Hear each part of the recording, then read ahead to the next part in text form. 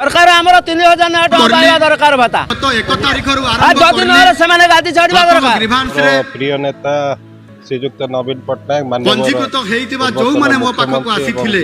मुख्यमंत्री गोटे ग्रीभांस सेल अछि तांको डाकरारे सबु जिल्ला दीर्घ लंबा समय धरि अर्थात 24 वर्ष भितरे विधायक एवं गत सरकार ये अनुरोध करा ये साधारण लोकंकर अभियोग सुनिया पाई मानवर सरकार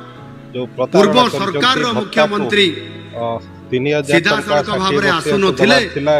किबा केते थर आसीचंती तार काउंटिंग हेबा एबे आरंभ हेछि बजेट रे मध्ये प्रावधान करनाहाती मु जते बेले गत 1 तारिख रु आरंभ करली हमें जनसाधारण को सचेतनता ग्रीभांस रे सृष्टि करा जायछि एवं अनुरोध करा जाउछि नूतन पंजीकृत हेइतिबा जो माने मो पाखक आसीथिले 1850 रु अधिक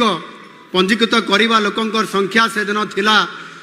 7000 लोक आसिकरी मते से दिन भत्ता 1000 टका अभियोग करिकरी गले 3000 घोषणा विभिन्न समस्या को लेके तार समाधान करिबा पाई सरकार जे नुवा सरकार हेले कहि दिले अभियोगकारी गुहारी करले प्रचार करिकि किछि अभियोग 3000 टका भत्ता दिया जिवो खुशी मनै के आसिले मो पाख 300 मिलियन ये जो विद्युत जला जो तांको 16 वर्ष धरिकरी आमे तो इलेक्ट्रिक वाला जे आसुजंती कंप्यूटर मार देउजंती खंड खंड कागज दे जाइजन तब 7000 टका आइला किछि अधिकारी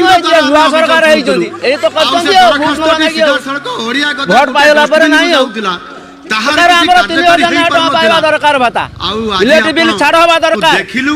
अभियोग जदि न सेमाने गादी छाड़बा दरकार एवं ताकु मध्य कार्यकारी करिबा आउ जमाने न पारिबे बरम नवीन बाबू तो बहुत साहाय्य करले आपण मानकर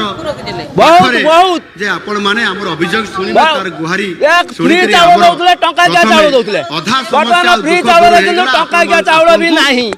देखिबारु आपण मानकु पाई